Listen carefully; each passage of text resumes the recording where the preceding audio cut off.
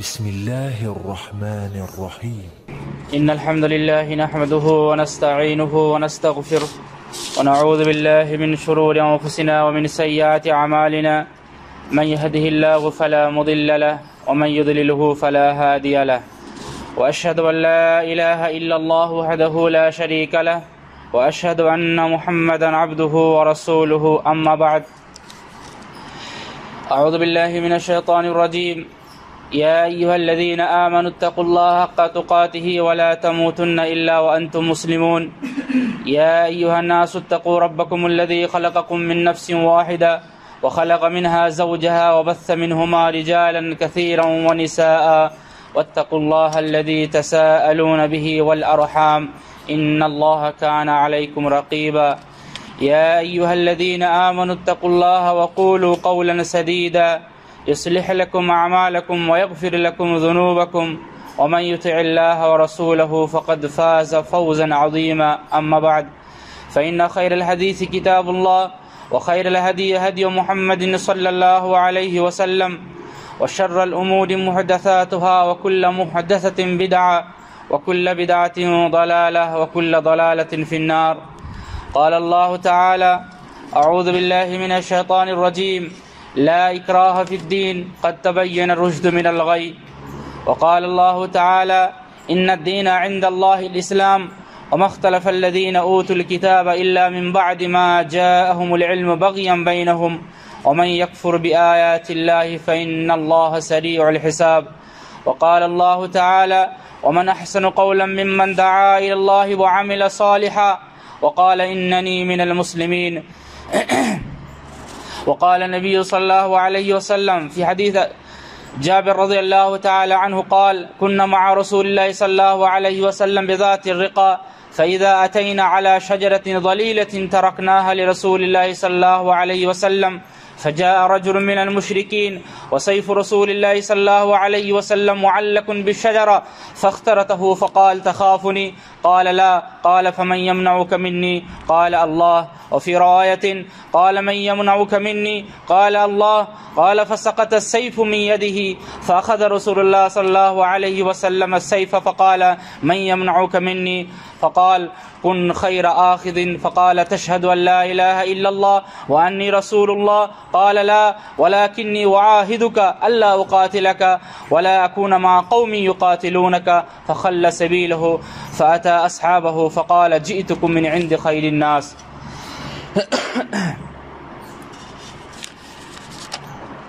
معزز ساتھیو، ہر طرح کی حمد و ثنا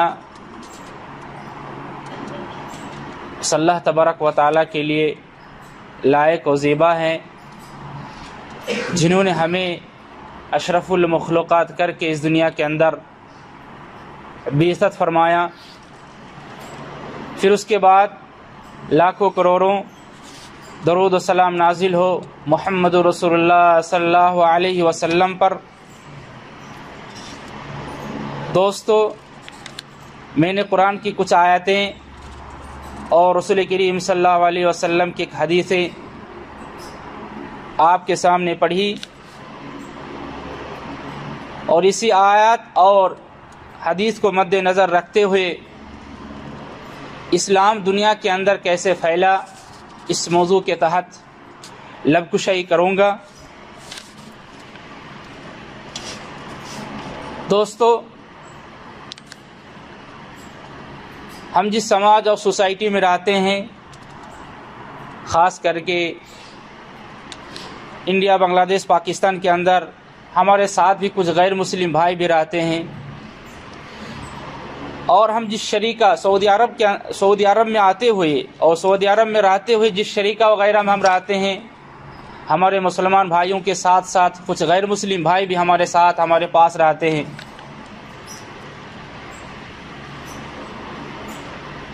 اور اکثر ہم دیکھتے ہیں جب ٹی وی وغیرہ میں ڈیبیٹ وغیرہ ہوتا ہے، مناظرہ مناقشہ ہوتا ہے اسلام اور غیر اسلام کو لے کر کے، تو کچھ متشدد ہندو وغیرہ اسلام کے اوپر یہ کہتے ہیں کہ اسلام تلوار کے زور سے پھیلا، زور و زبردستی اپنا کلمہ پڑھایا.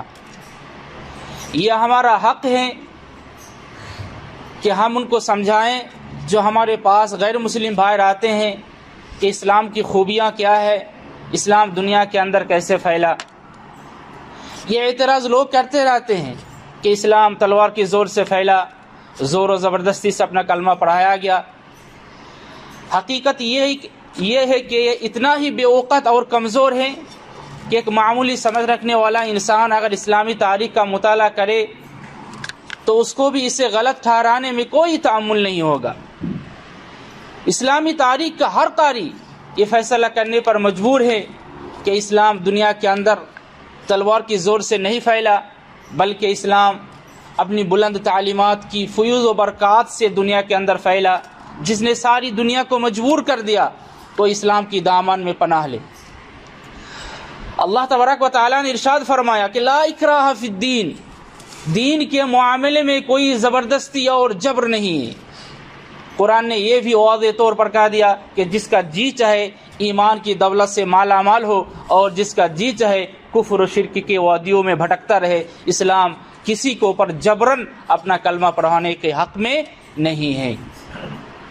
اور اگر کسی کو آپ نے زبردستی کلمہ پڑھایا، اپنے ملک کے حساب سے حرام ہے اور اسلامی نقطۂ نظر سے بھی حرام ہے۔ کسی کو اوپر جبرن اپنا کلمہ، اپنا دین آپ تھوپ نہیں سکتے۔ تو آئیے دنیا کے اندر اسلام کیسے پھیلا اس بات کو ذرا جان لیں۔ دنیا شرک اور کفر کے وادیوں میں بھٹک رہی تھی، انسان اللہ کو بھول چکا تھا، اللہ تبارک و تعالیٰ کی ہدایت سے ناواقف اور اللہ تبارک و تعالیٰ کے راستے سے ہٹا ہوا تھا۔ ظلم اور زیادتی ہر طرف عام تھی، جرم کو جرم اور گناہ کو گناہ سمجھنے کا احساس تک ختم ہو چکا تھا۔ ایسا خوفناک ماحول تھا، اور ایسے ماحول میں جناب رسول اللہ صلی اللہ علیہ وسلم تشریف لائے۔ اس وقت آپ حق کی طرف بلانے والے تنہا تھے، اللہ کی راہ کی طرف بلانے والے اکیلے تھے۔ آپ کا اس وقت کوئی ساتھی نہیں تھا، گھر والے بھی نہیں، دوست احباب بھی نہیں، عزیز و اقارب بھی نہیں۔ ایک طرف اللہ کے رسول تھے تو دوسری طرف ساری دنیا۔ رسول اللہ صلی اللہ علیہ وسلم نے جب دین کی دعوت دی تو ساری دنیا آپ کی دشمن بن گئی۔ دوستوں نے منہ پھیر لیا، رشتہ داروں نے ناتا توڑ لیا، گھر والے غیرت برتنے لگے، ہر طرف سے آپ کی آواز کو دبایا گیا، گردن مبارک پر اونٹ کی اوجری رکھی گئی، اسلام کو مٹانے کی کوشش کی گئی۔ جس نے اس پکار پر لبیک کہا اسے مکہ کی گلیوں میں گھسیٹا گیا، مارا پیٹا گیا، عرب کی سخت ریت پر لٹا کر سینے پر پتھر کی بھاری چٹان رکھی گئی۔ ان ساری کوششوں کے باوجود جب رسول اللہ صلی اللہ علیہ وسلم کو اور آپ کے اصحاب کو دین کی دعوت سے باز نہ رکھ سکے تو آخرکار انہیں مدینہ جانے پر مجبور کر دیا۔ لیکن رسول کریم صلی اللہ علیہ وسلم چپ چاپ سہتے رہے اور دین کی دعوت دیتے رہے۔ رسول اللہ صلی اللہ علیہ وسلم جب غزوہ حنین سے واپسی کر رہے تھے تو آپ صلی اللہ علیہ وسلم کے ساتھی آرام کے لیے آپ صلی اللہ علیہ وسلم سے کچھ دور پر ٹھہر گئے، اور آپ صلی اللہ علیہ وسلم ایک درخت کے نیچے آرام فرما رہے تھے، جس کو جابر رضی اللہ تعالی عنہ نے یوں نقشہ کھینچا۔ انہوں نے فرمایا كنا مع رسول اللہ صلی اللہ علیہ وسلم بذات الرقاء فاذا اتينا على شجرة ظليلة تركناها لرسول الله صلی اللہ علیہ وسلم فجاء رجل من المشركين وسيف رسول اللہ صلی اللہ علیہ وسلم معلق بالشجرة، کہ آپ صلی اللہ علیہ وسلم ایک درخت کے نیچے آرام فرما رہے تھے، موقع اچھا دیکھا، ایک مشرک دور میں کھڑا تھا، ایک کافر دور میں کھڑا تھا۔ کافر نے دیکھا کہ محمد صلی اللہ علیہ وسلم ایک اکیلے ہیں اور آپ کے ساتھی آپ سے دوری پر ہے، چپ کر آیا اور رسول کریم صلی اللہ علیہ وسلم کی تلوار اپنے ہاتھ میں لے لی اور رسول کریم صلی اللہ علیہ وسلم کو گستاخانہ انداز میں جگایا اور کہا من یمنعک منی، اے محمد صلی اللہ علیہ وسلم آپ کو میرے ہاتھ سے کون بچائے گا؟ رسول کریم صلی اللہ علیہ وسلم کا جواب دیکھیے، رسول کریم صلی اللہ علیہ وسلم نے فرمایا اللہ۔ یہ لفظ سنتے ہی دشمن تھرتھرانے لگے، دشمن کانپنے لگے، دشمن کی ہاتھ سے تلوار چھوٹ گئی اور آپ صلی اللہ علیہ وسلم نے اپنی تلوار کو اپنے ہاتھ میں لے لی اور آپ صلی اللہ علیہ وسلم نے وہی لفظ دہرایا کہ من یمنعک منی۔ اب تو تم کہہ رہا تھا کہ مجھے میرے ہاتھ سے تمہیں کون بچائے گا، اب یہ بتاؤ کہ تمہیں کون بچائے گا میرے ہاتھ سے؟ کافر کا ایمان اللہ تبارک و تعالیٰ کے اوپر نہیں تھا، رسول اللہ صلی اللہ علیہ وسلم کے اوپر نہیں تھا، اس نے کہا کہ اللہ کے رسول آپ ہی بچا سکتے ہیں، آپ کے علاوہ مجھے کوئی نہیں بچا سکتا۔ دیکھیے ایک جانی دشمن کو ابھی جان لینے کے در پہ تھا، رسول کریم صلی اللہ علیہ وسلم نے بغیر کسی عوض میں اس دشمن کو چھوڑ دیا، اور یہ اثر ہوا رسول کریم صلی اللہ علیہ وسلم کے اخلاق کا، یہ اثر ہوا کہ انہوں نے اپنے قبیلہ میں جا کر اس اخلاق کو بیان کیا، اور پورے قبیلے کے ساتھ دائرہ اسلام میں داخل ہو کر کلمہ شہادت اشہد اللہ الہ الا اللہ و اشہد ان محمد رسول اللہ پڑھ کر مسلمان بن گیا۔ تو یہ رسول کریم صلی اللہ علیہ وسلم کا اخلاق تھا، اس اخلاق کو دیکھ کر کے لوگ اسلام لانے کے لیے مجبور ہو گئے، اور اسی طرح اسلام دنیا کے اندر پھیلتا گیا پھیلتا گیا پھیلتا گیا۔ آپ صلی اللہ علیہ وسلم جب مکہ میں تھے، مکہ کے کفار مکہ ستانے لگے، ہر طرف سے آپ کی آواز کو دبایا جا رہا تھا، تو آپ صلی اللہ علیہ وسلم نے فیصلہ کیا کہ ہمیں مدینہ جانا ہے، ہجرت کرنا ہے۔ رسول کریم صلی اللہ علیہ وسلم ہجرت کے موقع پر مکہ سے مخاطب کر کے فرما رہے تھے، اے مکہ، میں نے بچپن تیرے پاس گزارا، میں نے جوانی تیرے پاس گزاری، اور میں نے 40 سال سے لے کر نبوت کے 53 سال یعنی مکہ میں گزاری، اور مکہ یعنی تجھ کو چھوڑ کر کے کبھی میں مدینہ نہ جاتا اگر مکہ والے مجھ پر طرح طرح کی مصیبتیں نہ ڈالتے۔ تو آپ صلی اللہ علیہ وسلم نے مکہ کو چھوڑ کر مدینہ چلے گئے، اور 8 ہجری میں جب مکہ فتح ہوا تو آپ صلی اللہ علیہ وسلم مکہ کے اندر داخل ہوئے۔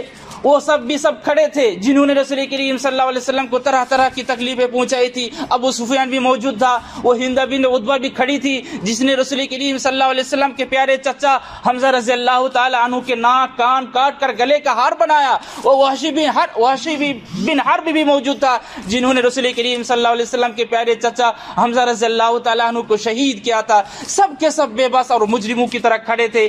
رسول کریم صلی اللہ علیہ وسلم چاہتے تو ہر ایک سے ہر ایک ظلم کا بدلہ لے سکتے تھے، گن کر ہر ایک جرم کی سزا دے سکتے تھے، لیکن رسول کریم صلی اللہ علیہ وسلم کا یہ عفو اور کرم تھا، رحمت تھی۔ آپ نے اعلان فرمایا، لا تثریب علیکم اليوم اذهبوا انتم الطلقاء لا تثریب علیکم اليوم یغفر اللہ لکم وهو ارحم الراحمین، جاؤ تم سب آزاد ہو، تمہارے اوپر کوئی بھی جرم نہیں کیا جائے گا، تمہارے اوپر کوئی بھی تکلیف نہیں دی جائے گی۔ یہ معافی نامہ دیکھ کر کے عرب کے لوگ، مکہ کے لوگ اسلام لانے پر مجبور ہو گئے۔ وہ ہند بنت عتبہ پکار اٹھی، ہے اللہ کے رسول، آج سے پہلے آپ کے خیمہ کے علاوہ کوئی خیمہ میرے لیے قابل نفرت نہ تھا، لیکن آج کے بعد آپ اور آپ کے اصحاب کے علاوہ کوئی میرے لیے قابل محبوب نہیں ہے۔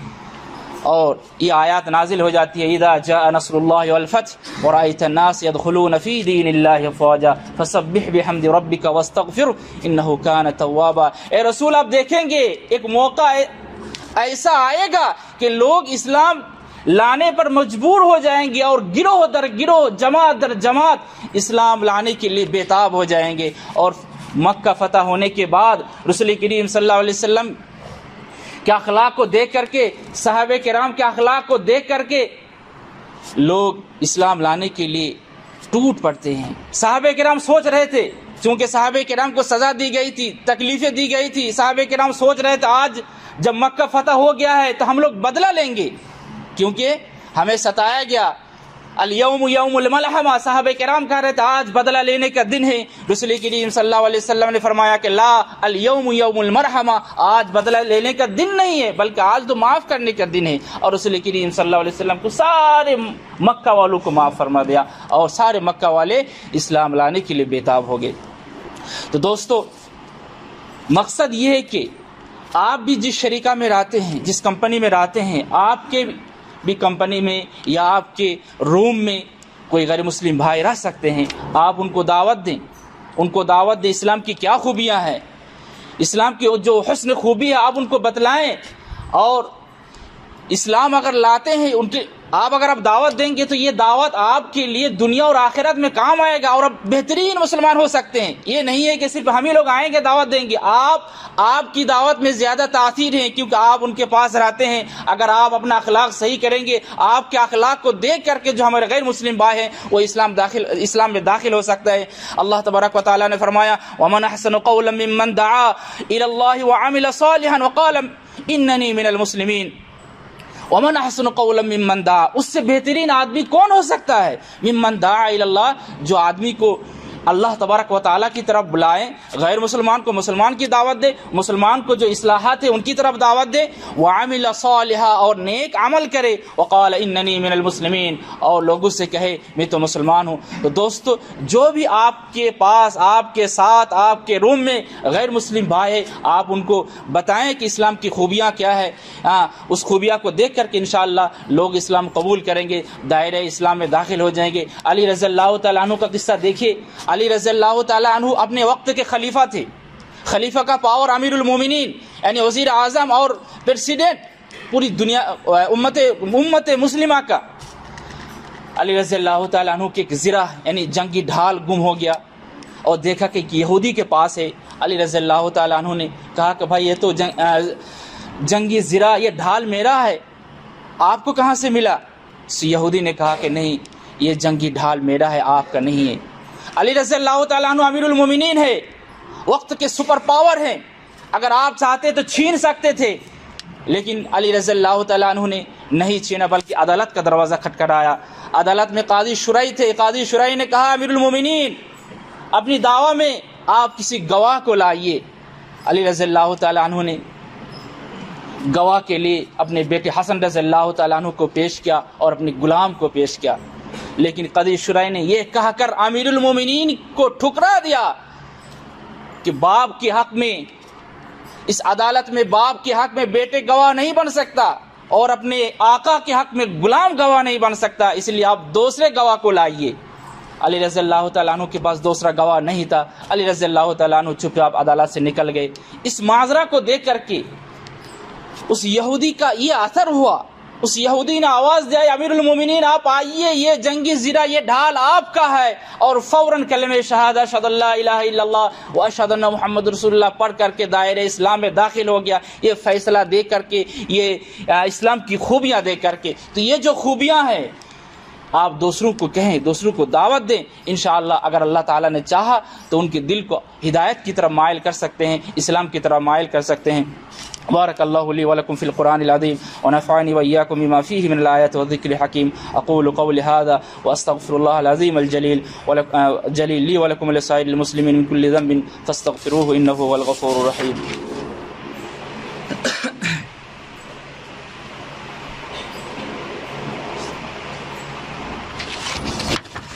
إن الحمد لله نحمده ونستعينه ونستغفره ونعوذ بالله من شرور أنفسنا ومن سيئات أعمالنا من يهده الله فلا مضل له ومن يضلله فلا هادي له وأشهد أن لا إله إلا الله وحده لا شريك له وأشهد أن محمدا عبده ورسوله. أما بعد, قال الله تعالى إن الله وملائكته يصلون على النبي يا أيها الذين آمنوا صلوا عليه وسلموا تسليما. اللهم صل على محمد وعلى آل محمد كما صليت على إبراهيم وعلى آل إبراهيم إنك حميد مجيد. اللهم بارك على محمد وعلى آل محمد كما باركت على إبراهيم وعلى آل إبراهيم إنك حميد مجيد. ربنا لا تزغ قلوبنا بعد إذ هديتنا وهب لنا من لدنك رحمة إنك أنت الوهاب. ربنا آتنا في الدنيا حسنة وفي الآخرة حسنة وقنا عذاب النار. ربنا ظلمنا أنفسنا وإن لم تغفر لنا وترحمنا لنكونن من الخاسرين.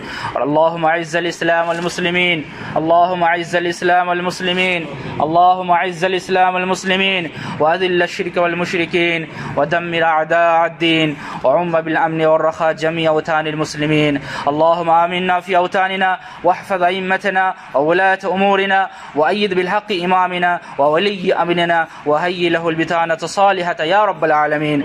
اللهم ادفع عنا الغلاء والوباء والربا والزنا والزلازل والمحن وسوء الفتن ما ظهر منها وما بطن عن بلدنا هذا خاصة وعن سائر بلاد المسلمين عامة يا رب العالمين. اللهم اعتقنا من رق الذنوب وخلصنا من شر النفوس وباعد بيننا وبين الخطايا وأجرنا من الشيطان الرجيم. عباد الله، إن الله يأمر بالعدل والإحسان وإيتاء ذي القربى وينهى عن الفحشاء والمنكر والبغي يعظكم لعلكم تذكرون. فاذكروا الله العظيم الجليل يذكركم واشكروه على نعمه يزدكم ولذكر الله أكبر. والله يعلم ما تصنعون. وأقيموا الصلاة.